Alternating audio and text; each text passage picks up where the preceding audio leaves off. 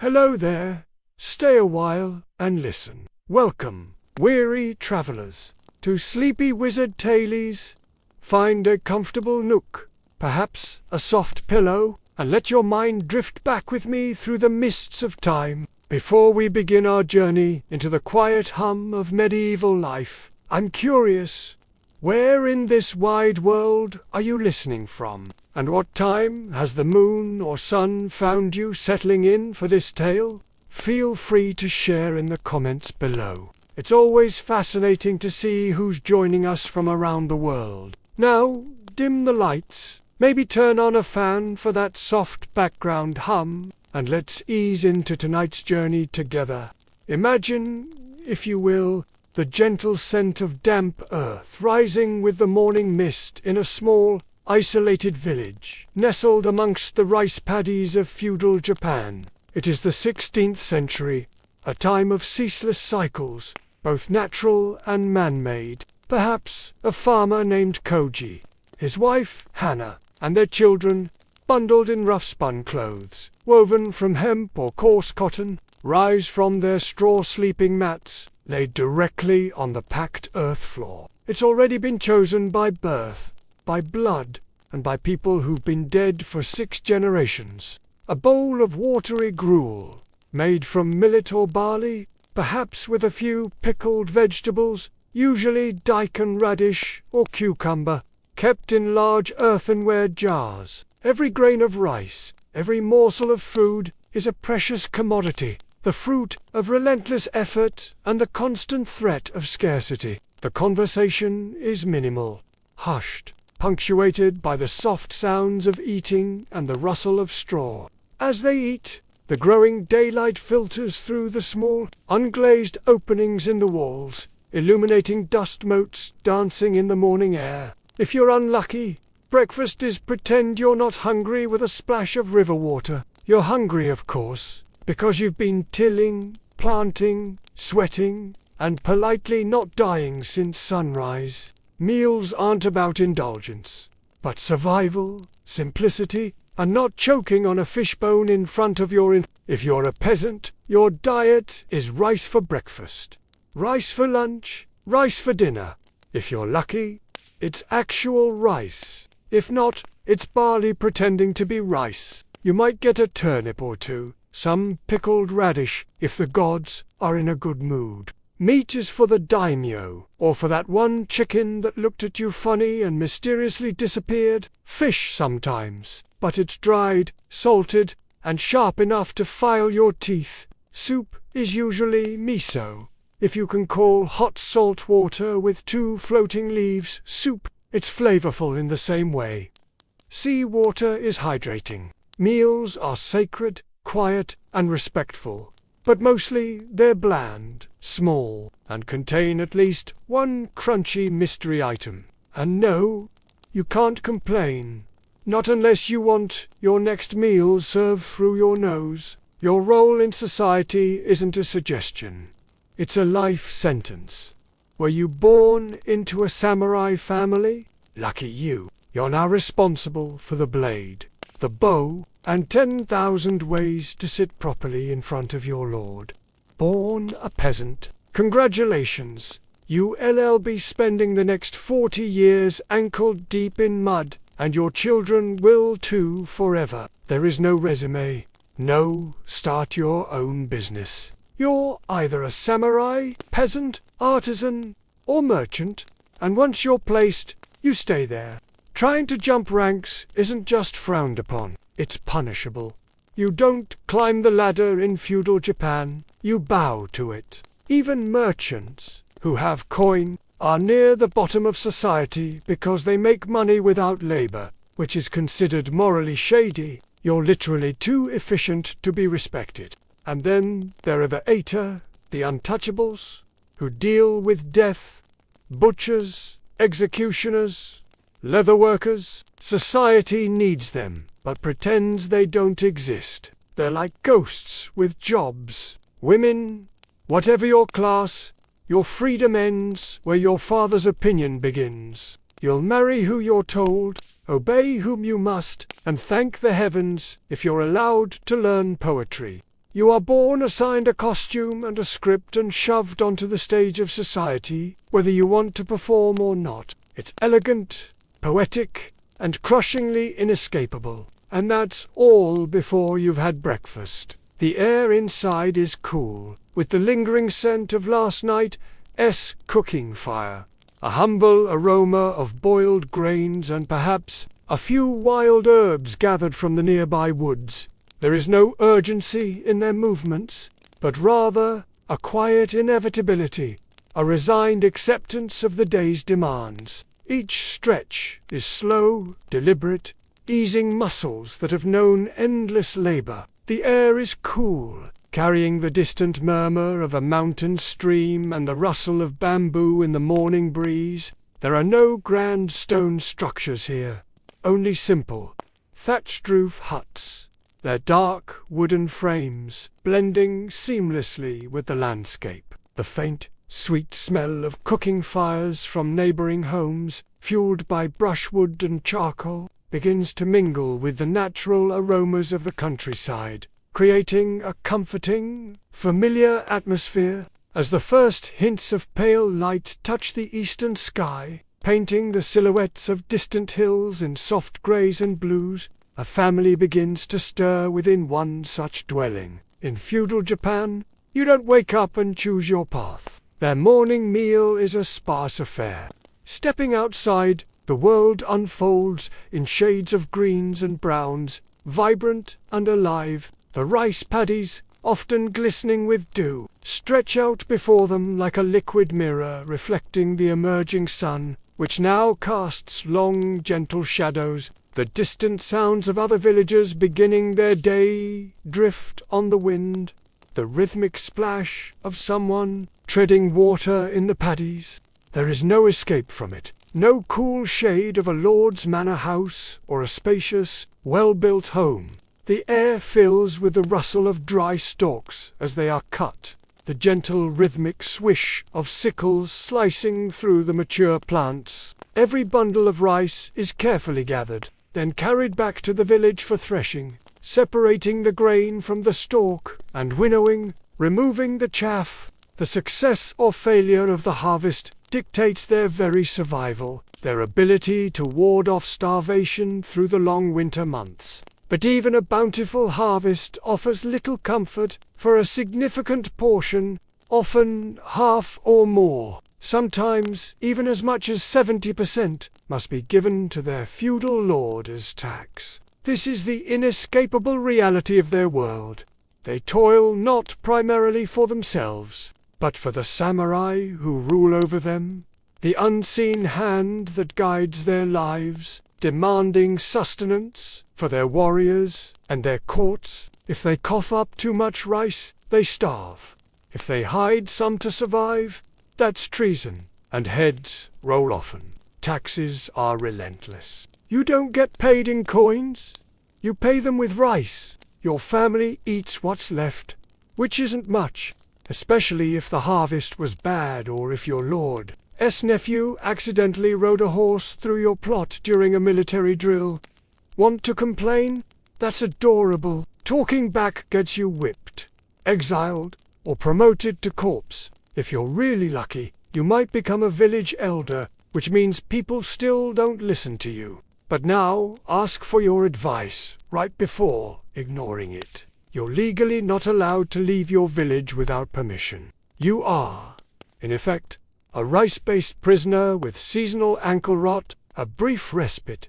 A simple meal is taken under a lone gnarled tree at the edge of the field, or beneath a simple lean-to. The silence of the fields is profound, broken only by the chirping of unseen insects, the gentle rustle of leaves in a faint breeze, and the rhythmic sound of their own quiet chewing. This midday break is short, just enough to replenish a little energy before returning to the unending labor, preparing them for the day's work. The distant lowing of a draft animal, usually an ox or a water buffalo, being led to its tasks. The soft, almost melodic chimes of a nearby temple bell carried on the morning breeze, a gentle reminder of the spiritual scaffolding that supported their lives. The air outside is cooler, fresher, carrying the scent of damp earth and growing things. Koji and his family would make their way to their assigned plot of land, often a small, terraced section carved into the hillsides, or a flat expanse near the village. Their tools are simple, crafted from wood, bamboo, and sometimes small pieces of iron.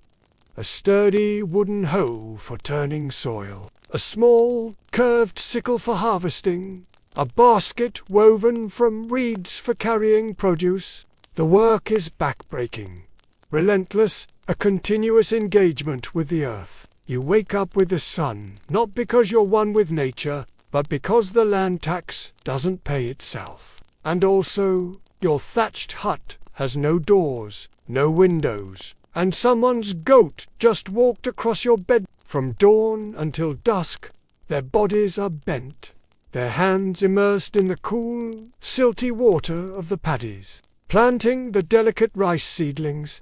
Each one, placed by hand with meticulous care, is a painstaking process that demands patience and precision. Later, there is the endless weeding, pulling out intrusive plants that threaten to steal nutrients from the precious rice. Then, the constant vigilance against pests, insects, rodents, even birds, that could decimate a season's efforts. And finally, the careful management of the water flow through a network of intricate irrigation channels, ensuring each plant receives its vital nourishment. It is a continuous dance with nature, a struggle to coax life from the soil, always at the mercy of the weather. The rice fields sound peaceful in travel documentaries, but are in reality mud pits, designed to break your soul slowly over 12 hours. You plant, you weed, you hope a bandit raid doesn't happen today, and when the sun goes down, you limp home, only to discover that one of your oxmen is missing, and the village head would like to speak with you about your grain shortfall. The heat of the midday sun can be relentless, beating down on their exposed backs and faces. Harvest time brings a different kind of intensity, a race against the unpredictable nature of the elements.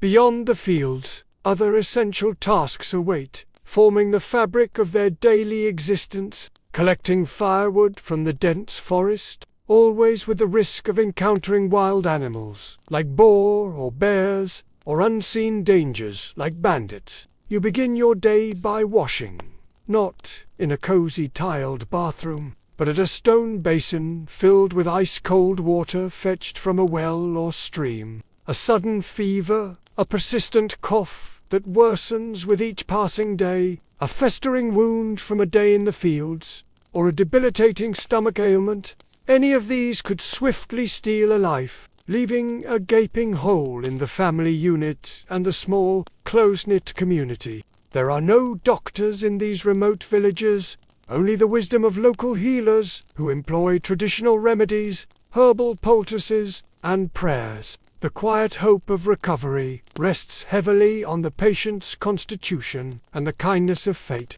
Life, for the peasant, is a delicate thread, constantly susceptible to being cut short by illness or the sudden, unforeseen whims of nature and the land. Medical care is optimistic at best. The local remedy is lie down and think about your ancestors. You'll either get better or become one of them. Food poisoning is a serious threat. Food theft is a serious crime. Steal a bowl of rice and you're not getting a slap on the wrist. You're getting a public display of why we don't touch the Damos de Khan. Bandits are also a real and present danger, lurking everywhere. And they don't care that you spent all year growing those Dion radishes, making roads outside of town so dangerous that people just don't travel unless absolutely necessary. The phrase, "maybe we'll visit your cousin next year," actually means, "I enjoy being alive." For women, childbirth is a dice roll, and midwives are helpful. But surgical options are mostly pray harder and boil another towel. If your husband dies in disgrace, you might be expected to follow him, literally, with a dagger. Nature itself with earthquakes, floods, tsunamis, and famines, is a disaster artist that can wash away or bury your home at any time. The only insurance policy is a well-tied roof and deep spiritual acceptance. But perhaps the darkest part is that you're expected to accept it all calmly. Wailing in fear or fighting fate is considered A real hero bows before death, composes a poem, and meets their end like it's just another awkward dinner with your clan.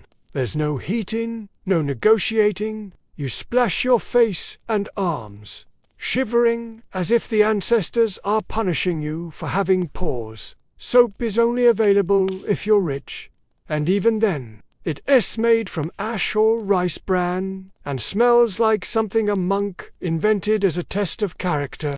In rural areas, the local bathhouse, if you're lucky enough to have one, becomes the heart of hygiene. A communal center heated by firewood and filled with villagers. You bathe naked next to your neighbor's boss, future in-laws, and landlord, completely naked in silence. Pretending this isn't awkward. You scrub first, then soak, because cleanliness is sacred, and dirtying the bathwater is social suicide. If not near a bathhouse, you wash what you can when you can. You clean your teeth with salt or a twig, keep your nails neat, and regularly air your clothes. This is done not because it's trendy, but because being unclean is seen as shameful spiritually and socially. If you're a samurai, the pressure is multiplied. Your lord might inspect you head to toe at any time, and dirty fingernails or a wrinkled robe are dishonorable, while too much body odor during a bow you might not get back up again. Women are expected to smell like cherry blossoms, and discipline. Bathing is ritualized. Skincare is practiced with military precision, and hair is maintained in elaborate styles that take hours. Also, you can work a rice mortar and still look dignified doing it. So, feudal Japan was clean. Very clean, but it came at a price. Freezing water, endless grooming, and the constant soul-shrinking awareness that someone was definitely judging your foot hygiene. Maintaining the thatched roofs of their homes, patching leaks against the coming rains and winter snows, repairing tools, often fashioning new ones from available materials, weaving cloth from hemp or cotton, spinning thread for mending or creating new garments, raising what few animals they are permitted to keep, perhaps a pig or a few chickens, whose lives are as precious and closely managed as their own. Every day is a testament to endurance, a quiet struggle against the elements and the constant pressure of feudal obligations. Cleanliness, surprisingly, was taken painfully seriously, practically a religion. Disease, too, is a constant, looming companion, a silent reaper that could strike at any moment. As evening descends, painting the sky with hues of orange and purple, fading into the deep indigo of night, the villagers make their slow return. The scent of wood smoke once again permeates the air, a comforting sign of home and the warmth of a hut. In feudal Japan, your truth is whatever your clan tells you it is. If you find yourself enjoying this quiet journey through history, considering a subscription truly helps weave more of these tales into existence. It's a small act, but it means so much. Individualism isn't a virtue, it's a red flag. You exist not as a lone star of destiny, but as a very small branch on a very important family tree. Your job is to keep that tree from catching fire due to any embarrassing behavior, like expressing opinions or falling in love with a merchant's daughter. Your clan is everything. Your identity, your reputation, your future, it all flows through your family name. You are part of a web of obligations, honor, and expectations so dense, it might as well be a spiritual spreadsheet. Even the samurai, proud, honorable warriors, don't fight for themselves. They fight for their daimyo, their household, their ancestors, and if they die, Ideally, it's in a way that makes everyone above them look great. Dying with honor is one thing, but dying in a way that slightly embarrasses your clan, that's the stuff of generational nightmares. Your actions reflect on your father. Your father's actions reflect on your grandfather, and your grandfather's actions may still be affecting how your cousin is treated in the next province over. It's not guilt by association, it's life by association. If you want to open a noodle shop because you love cooking, but your clan raises horses, you'll be brushing hooves until further notice. If you express interest in painting, you'll be decorating the temple your family sponsors with strict guidelines in total silence, and don't even think about scandal. One poorly timed affair, drunken incident, or public poem with too much sass, and the shame hits everyone. Your siblings shunned, your mother mortified. Your great-uncle might have to disembowel himself just to restore the family's good standing. You are not a person.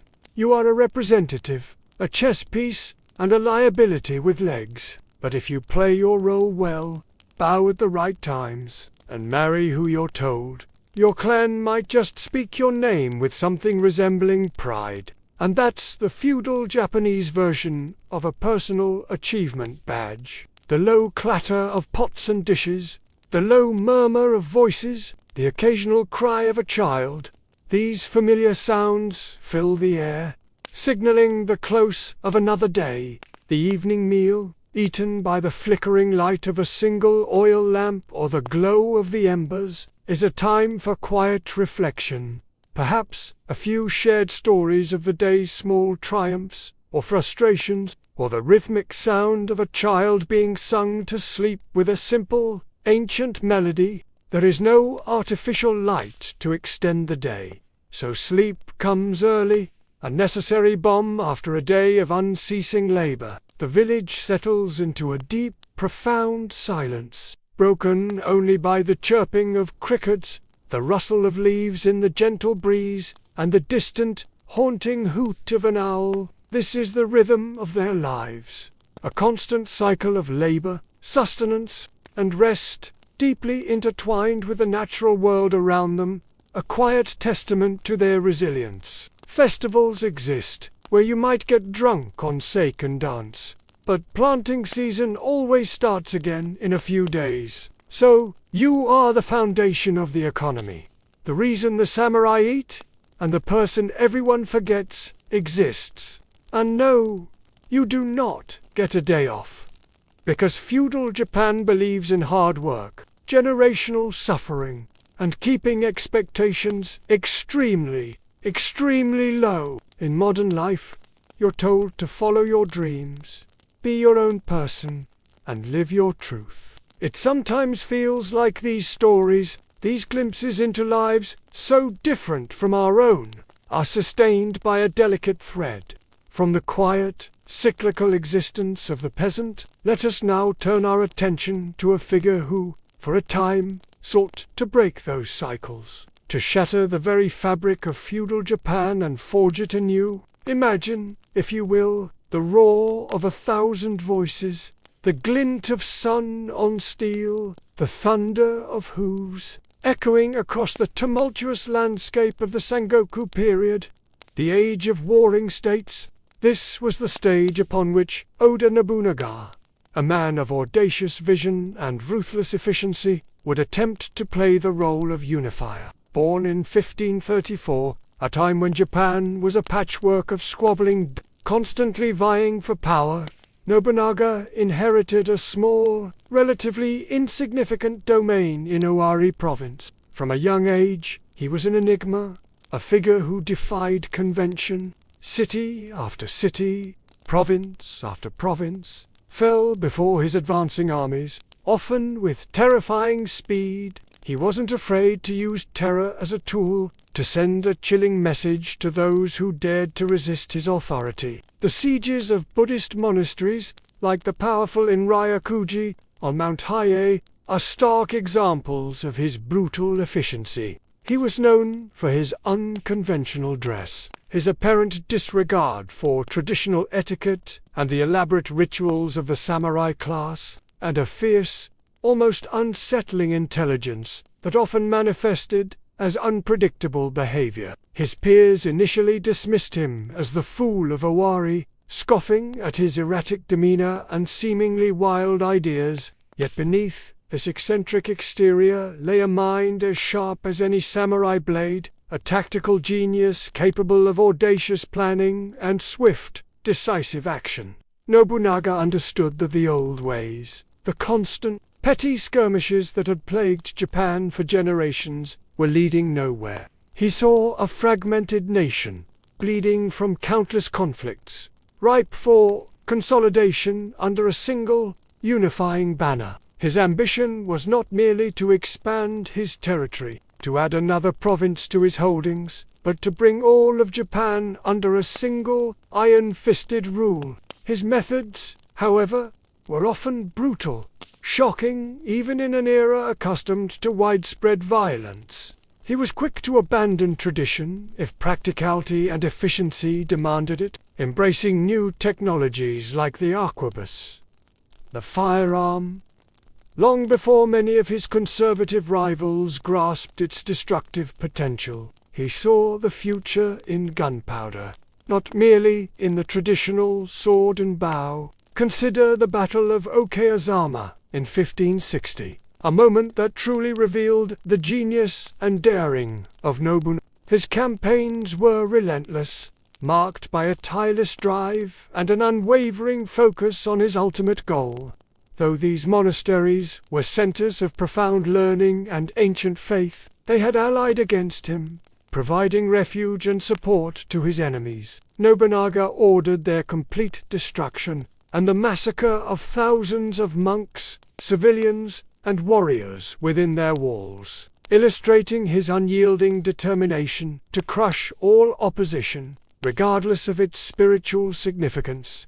He took steps to dismantle the old feudal structures that bred constant conflict. He abolished internal customs barriers and tolls that hindered trade, thereby promoting free movement of goods and people across his domains, which boosted the economy. Realizing the hopelessness of his situation, with no escape and unwilling to suffer the indignity of capture by a betrayer, Nobunaga chose to take his own life rather than be taken alive. If these tales of the past offer you a moment of peace, of gentle escape from the present, please consider joining our growing community by subscribing. It truly helps us weave more of these quiet journeys through time into existence, making sure these echoes of history can continue to be heard. The precise details are shrouded in a slight mist of uncertainty, with different accounts existing. But the outcome was unequivocal. The man who had come so close to unifying Japan met his end not on a grand battlefield, but in a quiet, burning temple, betrayed by one of his own most trusted commanders. His dream of a unified Japan would ultimately be realized by his two most prominent successors, Toyotomi Hideyoshi and Tokugawa Ieyasu, who built upon the foundations he had so ruthlessly laid. The suddenness of his end after such a meteoric rise and relentless pursuit of power serves as a poignant reminder of the unpredictable nature of power in a chaotic age, and the fragile loyalty even of those closest to the flame. He began to systematically disarm the peasantry, removing the swords and other weapons that had historically allowed them to participate in local uprisings, or be conscripted by various This ensured that the power of the sword remained firmly in the hands of the samurai,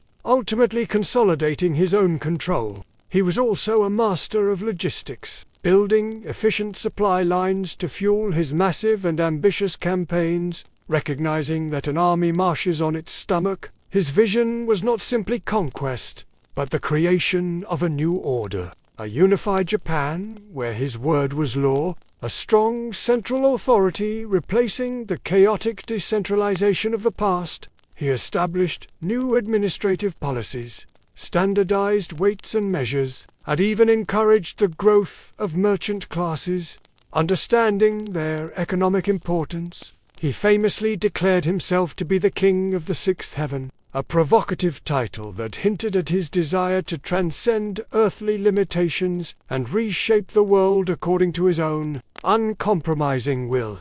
Nobunaga recognized the importance of centralized control in a unified Japan. However, even the most formidable of figures, those who seem invincible on the battlefield, can fall victim to internal dissent and the insidious creep of betrayal. As his power grew, so too did the resentment among some of his generals, weary of his demanding nature, his harsh criticisms, and perhaps fearing his ultimate ambition.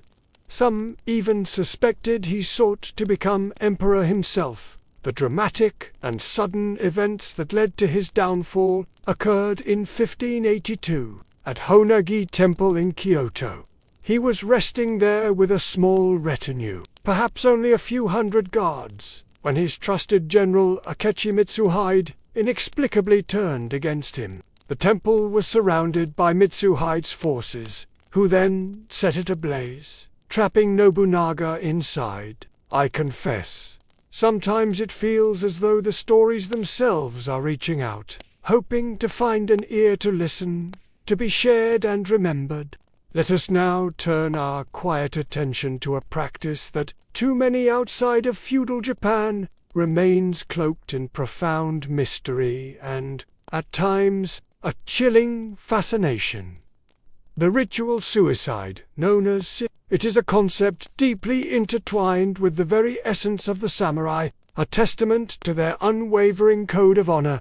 The air is still heavy, with a profound sense of gravity, perhaps carrying the delicate scent of incense or the faint, clean aroma of polished wood. Before you, a samurai, impeccably dressed in white ceremonial robes, sits composed. It was a final, powerful act of control in a world where control was often fleeting, a way to reclaim agency even in the face of inevitable destruction.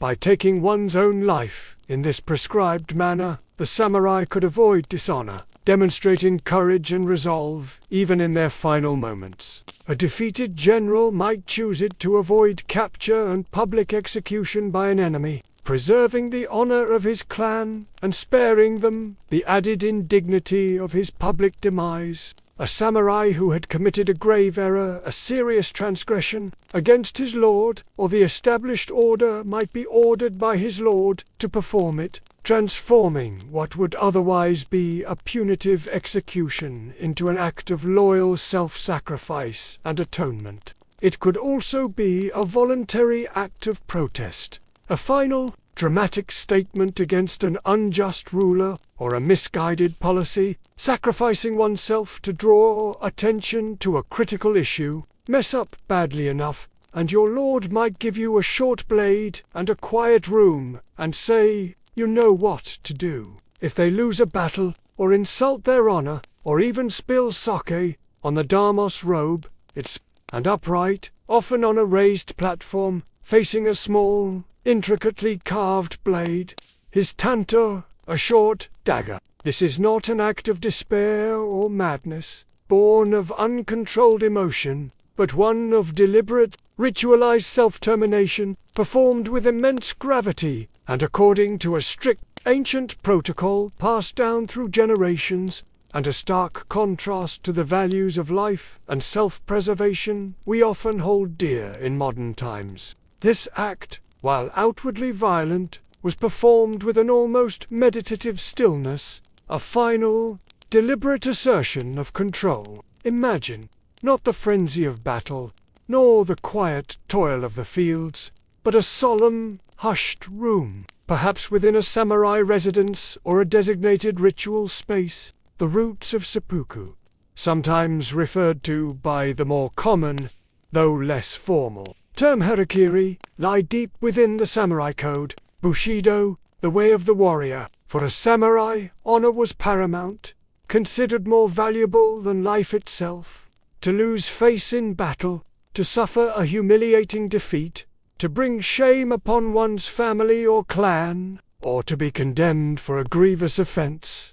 These were considered fates worse than death. Seppuku offered a means to restore honor, to atone for a misdeed, or to demonstrate unwavering loyalty.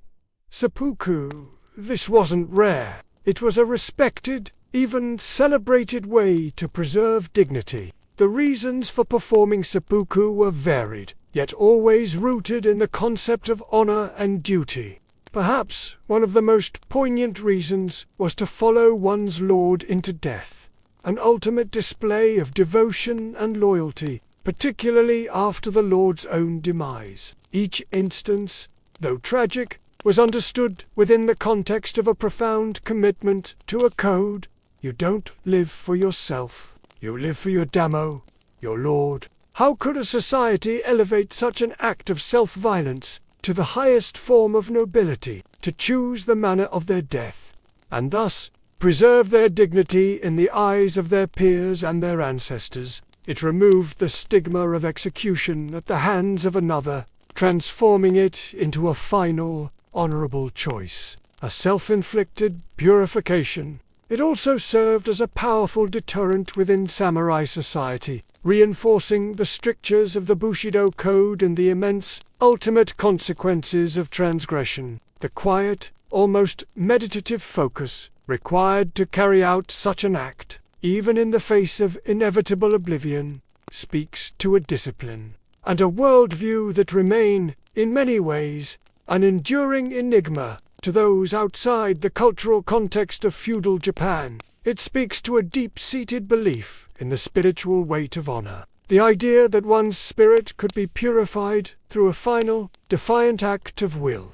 It was not seen as a surrender, but as a triumph of spirit over the physical body, a demonstration of an unyielding commitment to one's principles, a final, emphatic statement of character. It was viewed as a means to die honorably, maintaining one's integrity in the face of insurmountable odds or inescapable shame. His word is law, his moods are weather patterns. Your job is to serve him with such loyalty that you'd rather die horribly than disappoint him mildly. Dishonor. Failure. Dishonor. Raising your voice inappropriately. Dishonor.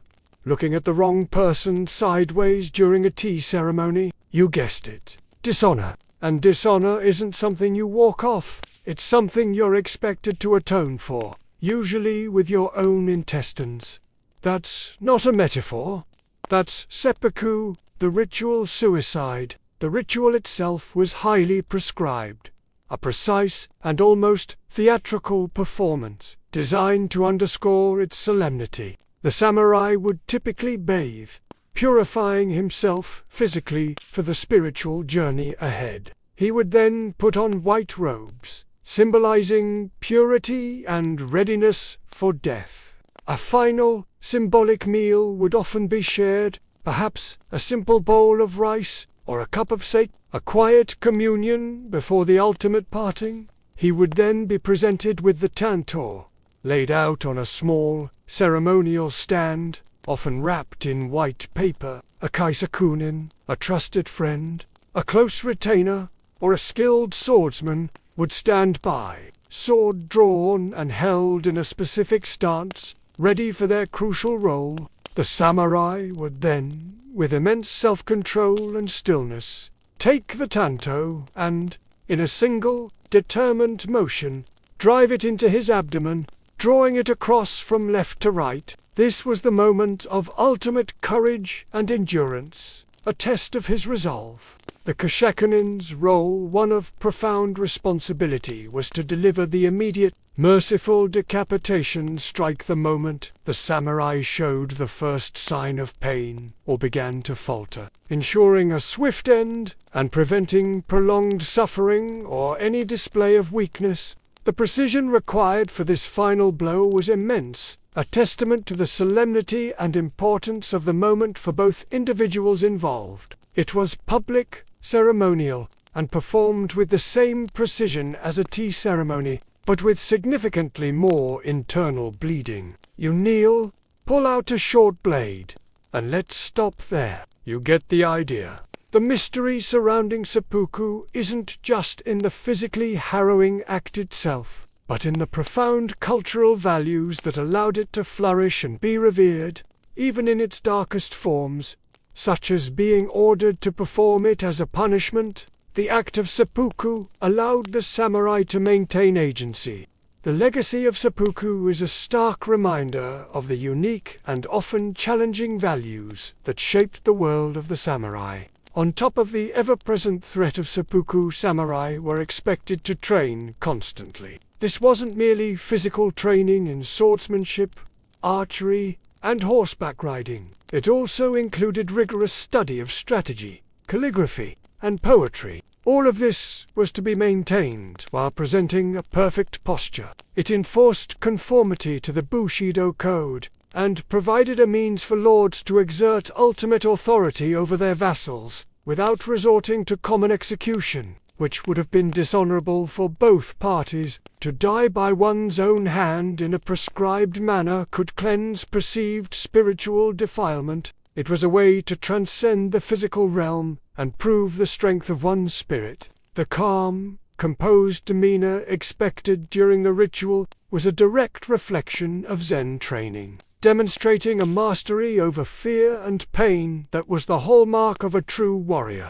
This spiritual dimension added another layer of mystery and reverence to the practice, making it more than just suicide, but a profound spiritual act. By allowing seppuku, a lord granted his retainer a final opportunity to die with dignity, even when condemning them. This delicate balance of authority and honor underscored the intricate social fabric of feudal Japan. The very public nature of many seppuku rituals served as a constant reminder to all samurai of the severe consequences of failing to uphold their code, creating an environment of perpetual self-policing and adherence to strict norms, and the expression of a man who's never known joy, just a deep sense of obligation.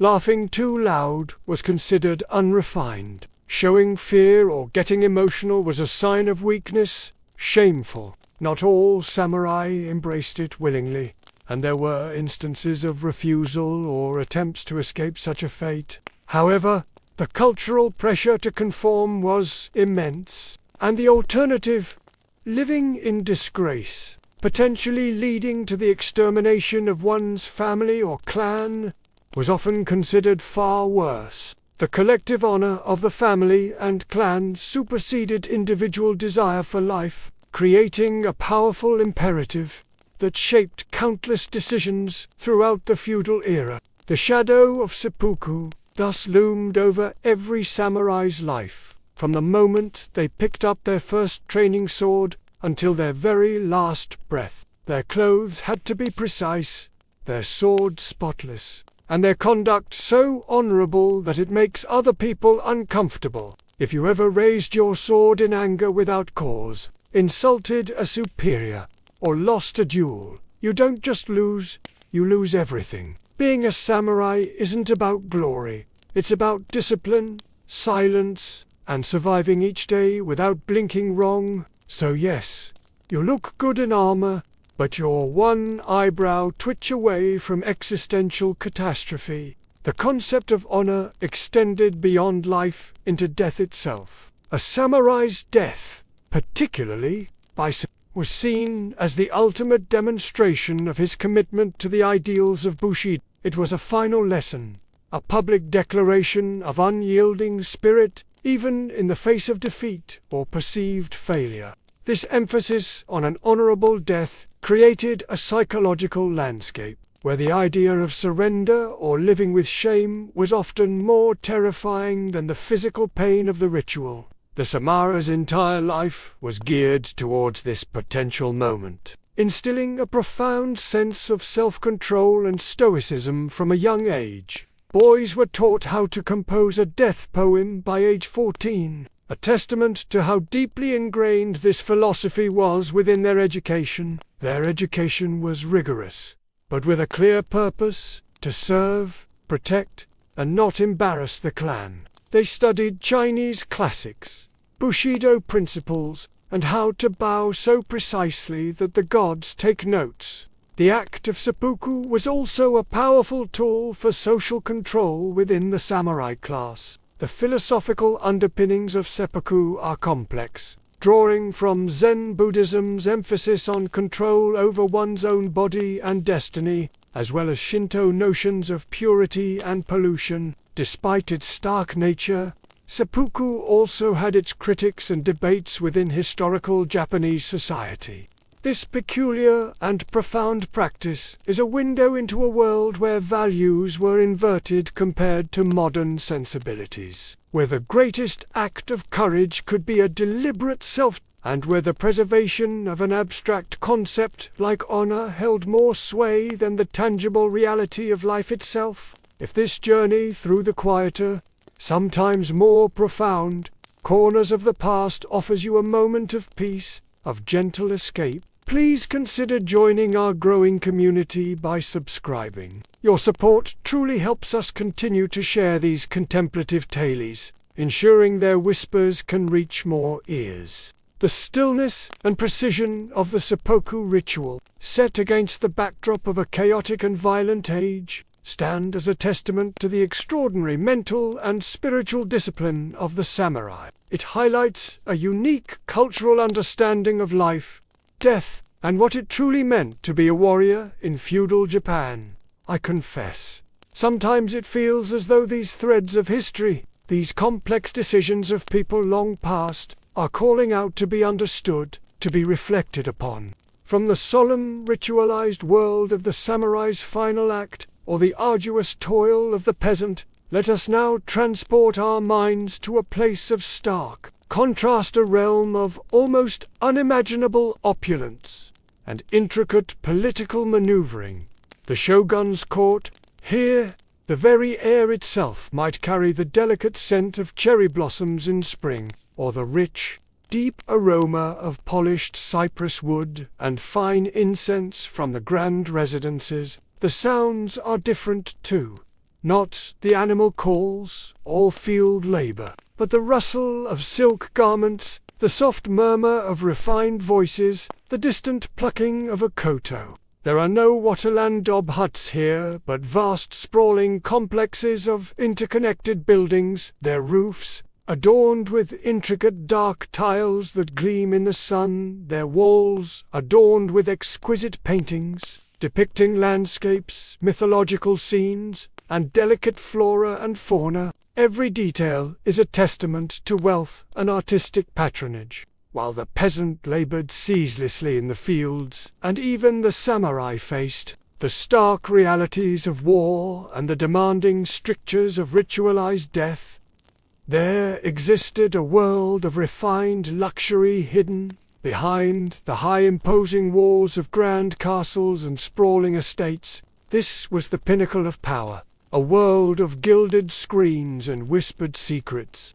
Imagine the grand city of Kyoto, or later serving as the beating heart of the shogunate's power. The shogun, the supreme military commander, wielded immense power, often eclipsing that of the emperor, who resided in Kyoto as a symbolic and spiritual figurehead, removed from the daily exercise of temporal authority. His court was a universe unto itself, a nexus of power, wealth, and sophisticated culture. Life within these high walls was dictated not by the rising sun and the demands of the harvest, but by elaborate ceremonies, strict etiquette, and a delicate, often dangerous, dance of political intrigue. Each day was a performance, each interaction a carefully choreographed move in a complex game. Even the emperor, who technically outranks everyone, has no actual power. He's like a sacred relic you can't touch,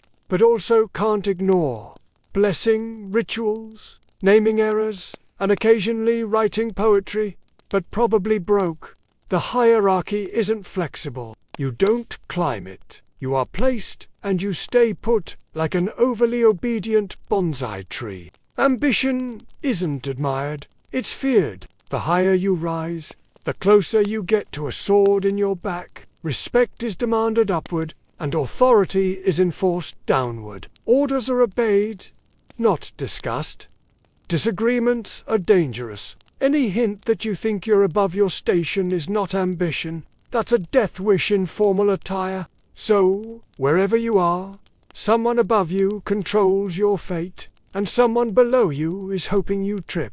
Power, in feudal Japan, flows downhill, and so do responsibilities, expectations, and blame. The daimyo, those powerful lords who control provinces and armies, might seem untouchable until the shogun decides they're getting too bold. Then suddenly their castles are being inspected, their letters intercepted, and their heads very gently removed from their political ambitions. Even the shogun, the military dictator, the most powerful man in Japan, has to keep his eye on the court, the clans, the economy, and at least 4 cousins trying to poison his tea. He rules, yes, but he doesn't sleep well. Consider the daily life of a high-ranking samurai serving in the shogun's court. Their days were not spent in muddy fields or on dusty battlegrounds, but in spacious tatami-matted rooms, often with sliding paper screens adorned with beautiful artwork. Poetry, composition, particularly haiku, was a valued skill, allowing for subtle expression and intellectual display. Calligraphy, the art of beautiful writing, was practiced with meticulous care. The meticulous art of the tea ceremony was not merely about drinking tea, but a deeply spiritual and aesthetic practice, emphasizing harmony, respect, purity, and tranquility. Gardens were designed as living artworks, places for contemplation, quiet strolls, and the appreciation of natural beauty. Festivals, both religious and secular, were grand spectacles of music, dance, elaborate processions, and dramatic performances like No and Kabuki, all designed to showcase the shogun's immense power and the unparalleled splendor of his court. One misplaced blossom, and suddenly you're the talk of the village, and not in a fun, flirty way. The tea ceremony looks like a quiet, peaceful ritual. In reality, it's a social minefield. Everything is timed. Every movement is choreographed. The guest must sit just so, turn the cup twice, and express humble gratitude, all while mentally calculating whether they've bowed too early, too late, or too enthusiastically. Make a mistake. At best, it's awkward. At worst, it is seen as a character flaw or a moral failing passed down from your disgraceful great-granduncle. Calligraphy is a test of discipline, personality, and the alignment of your inner spirit. That brushstroke isn't just ink. It's a reflection of your soul's posture. Messy handwriting might as well wear a sign that says, emotionally unstable and bad at bowing. Even poetry is dangerous. You don't just write a haiku. You write it in the proper season, on the correct type of paper, using metaphor that references both nature and your emotional landscape without getting too personal, too passionate. If you lack refinement, too dry, you're spiritually cold. Too clever, you're showing off, and now no one's inviting you to the moon viewing party. Culture here is a delicate game where you participate not to relax, but to prove that you are composed, refined, and deathly afraid of appearing uncultured. Beauty in feudal Japan isn't effortless, it's a battlefield in silk robes. And if your cabana arrangement doesn't follow the rules, well, may the gods have mercy on your bonsai. Outside their windows, meticulously cultivated gardens, complete with serene ponds, carefully placed rocks, and pruned trees, offered views designed for contemplation and aesthetic pleasure. Their clothing would be of the finest silk, meticulously layered and artfully arranged according to season and status, a stark contrast to the coarse garments of the peasants. Meals were not simple gruel, but multi-course feasts of fresh fish, seasonal vegetables, delicately prepared rice, and exotic delicacies. often served in lacquered bowls and on fine porcelain, the delicate clink of ceramic tea bowls, the quiet murmur of refined conversation about poetry or art, the gentle, almost hypnotic strumming of a shamisen or a koto. These were the ambient sounds of their existence. Samurai eat last after their lord, his guests, and anyone he wants to impress, meaning cold rice, cold soup, and the eternal joy of watching other people eat while pretending you read deeply honored to wait. Everything is seasonal, as there's no refrigeration, no global supply chain, and if you don't harvest it yourself, it probably doesn't exist. So, when it's winter, that's just nature's way of suggesting fasting. Leisure activities were equally refined and served as important social rituals. Beneath this glittering veneer of elegance and cultural sophistication, however, lay a constant undercurrent of political tension and potential danger. The shogun's power, though vast and seemingly absolute, was always subject to challenges from rival daimyo who still harbored ambitions, and from control over trade routes and valuable resources like mines. This wealth fueled not only the lavish lifestyles of the elite, but also the construction of magnificent castles, like the impregnable Edo Castle, grand temples, and awe-inspiring artworks that continue to inspire wonder today. The greatest artists, master craftsmen, scholars, and strategists were drawn to the court, their immense talents employed to further enhance its grandeur and solidify the shogun's prestige, from ambitious generals within his own ranks and from various factions within his own court, each vying for influence and favor. Loyalty, in this world, was a complex and often fragile currency, and whispers of conspiracy were never far from the gilded screens and polished corridors. Alliances were forged and broken with chilling swiftness, often through marriage, adoptions, or strategic gifts. A misspoken word, an ill-judged action, a perceived slight, or a faltering in a display of loyalty could lead to a sudden and dramatic loss of favor, a forced retirement to a remote province, or even a quiet, swift end, often by being compelled to perform seppuku.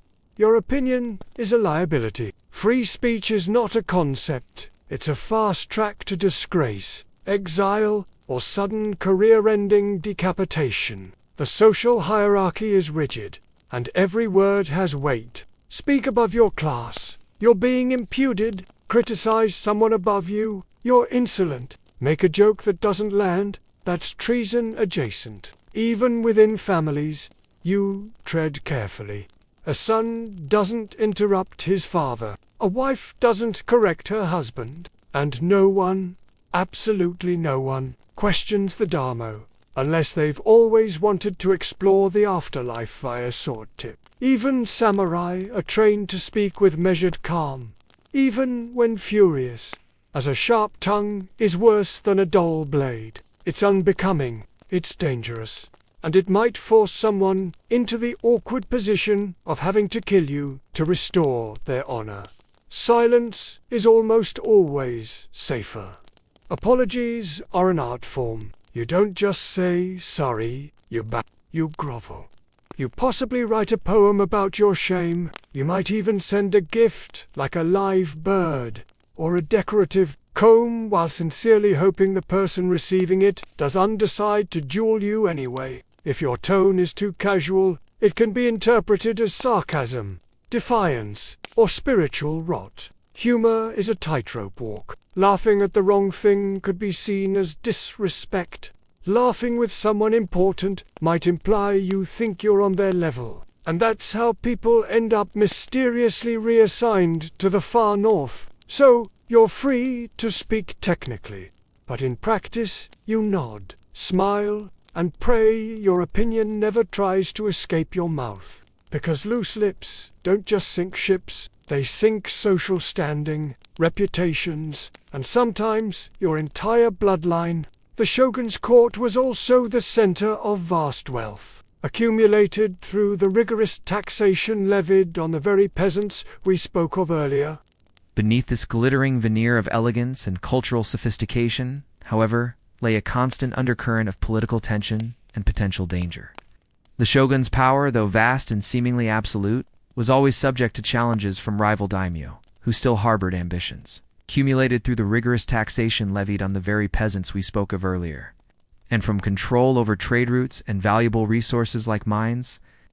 This wealth fueled not only the lavish lifestyles of the elite, but also the construction of magnificent castles, like the impregnable Edo Castle, grand temples, and awe-inspiring artworks that continue to inspire wonder today. The greatest artists, master craftsmen, scholars, and strategists were drawn to the court, their immense talents employed to further enhance its grandeur and solidify the shogun's prestige. From ambitious generals within his own ranks and from various factions, within his own court, each vying for influence and favor, loyalty in this world was a complex and often fragile currency, and whispers of conspiracy were never far from the gilded screens and polished corridors. Alliances were forged and broken with chilling swiftness, often through marriage, adoptions, or strategic gifts. A misspoken word, an ill-judged action, a perceived slight, or a faltering in a display of loyalty could lead to a sudden and dramatic loss of favor, a forced retirement to a remote province, or even a quiet, swift end, often by being compelled to perform seppuku. Your opinion is a liability. Free speech is not a concept. It's a fast track to disgrace, exile, or sudden career-ending decapitation. The social hierarchy is rigid, and every word has weight. Speak above your class, you're being imputed. Criticize someone above you, you're insolent. Like a joke that doesn't land, that's treason adjacent. Even within families, you tread carefully. A son doesn't interrupt his father, a wife doesn't correct her husband. So no one, absolutely no one, questions the daimyo, unless they've always wanted to explore the afterlife via sword tip. Even samurai are trained to speak with measured calm, even when furious, as a sharp tongue is worse than a dull blade. It's unbecoming, it's dangerous, and it might force someone into the awkward position of having to kill you to restore their honor. Silence is almost always safer. Apologies are an art form. You don't just say sorry, you bow. You grovel. You possibly write a poem about your shame. You might even send a gift like a live bird, or a decorative comb while sincerely hoping the person receiving it doesn't decide to jewel you anyway. If your tone is too casual, it can be interpreted as sarcasm, defiance, or spiritual rot. Humor is a tightrope walk. Laughing at the wrong thing could be seen as disrespect. Laughing with someone important might imply you think you're on their level. And that's how people end up mysteriously reassigned to the far north. So you're free to speak technically, but in practice, you nod, smile, and pray your opinion never tries to escape your mouth. Because loose lips don't just sink ships. They sink social standing, reputations, and sometimes your entire bloodline. The shogun's court was also the center of vast wealth. This world of elite privilege and refined culture was a stark, almost unimaginable contrast to the daily grind of the peasant. While the farmer worried about the next harvest, the constant threat of famine, from the quiet endurance of the peasant, their hands rooted in the soil, to the fiery ambition of Oda Nobunaga, who sought to reshape the nation with his iron will. May the quiet echoes of these stories settle softly in your mind, guiding you towards a peaceful rest. Thank you for listening, for sharing this journey with me, and for allowing these old tales to unfold in your imagination. From the profound honor and stoicism inherent in the samurai's final, ritualized act, to the shimmering world of the shogun's court, a realm of both exquisite beauty and ruthless political calculation. If this journey has brought you a sense of calm, or even just a fleeting curiosity about the past, I would be so grateful if you considered subscribing. It's how we keep these sleepy wizard tales alive and well, ready for future journeys together, ensuring that the whispers of history can continue to soothe and enlighten. Until next time, sleep well. All these threads, woven together, form the rich, complex tapestry of a past that continues to whisper its tales across the centuries, inviting us to listen and understand. And the relentless demands of his lord. The courtier concerned himself with courtly rank, the nuances of poetic expression, the subtle shifts in political alliances, and the proper way to conduct a tea ceremony. Yet both were inextricably linked, the opulence and power of the shogun's court made possible by the quiet, tireless labor of those who lived far beyond its walls, a testament to the rigid yet interconnected structure of feudal Japanese society. In feudal Japan, love is a side quest you're unlikely to complete. Marriage is about alliances, status, rice taxes, and not embarrassing your ancestors. If you're a peasant, your marriage is arranged by your parents, and maybe the village elder. Romantic compatibility isn't discussed. Sturdy legs and healthy teeth are considered more important. If you're from a samurai family, the stakes are even higher. Marriages are tools of politics to solidify a clan alliance, secure land, or pay off a grudge with a nice kimono. The goal isn't happiness, it's stability. Love letters exist, but only if they're rewritten in perfect calligraphy using the appropriate seasonal metaphors and passed along discreetly by a maid who definitely knows too much. For women, a samurai daughter may be married off at 15, required to master calligraphy, etiquette, needlework, and the fine art of never expressing disappointment out loud. Her job is to bear sons, serve tea, and absolutely never fall in love with the flute teacher. Actual romantic love, the kind with stolen glances and passionate declarations, is the domain of poets, theatre plays, and tragic ghost stories. If you try to step outside your assigned relationship structure, adultery can lead to exile, disgrace, or death by sword-related disapproval. The punishment might be carried out by your spouse, your lord, or your in-laws, whoever gets there first. Even for samurai, taking a concubine was common, but it just added more people to disappoint silently. In short, love wasn't forbidden. It was just dangerously inconvenient. People fell in love secretly, painfully, occasionally with the wrong person, and always at the worst possible time. As we bring our journey to a gentle close, allow your mind to drift back from these contrasting images of feudal Japan. The moon is high, or perhaps the sun is just beginning its ascent. Wherever you are, it truly warms my heart to know that these stories can offer a moment of quiet reflection, a space to simply listen and let go.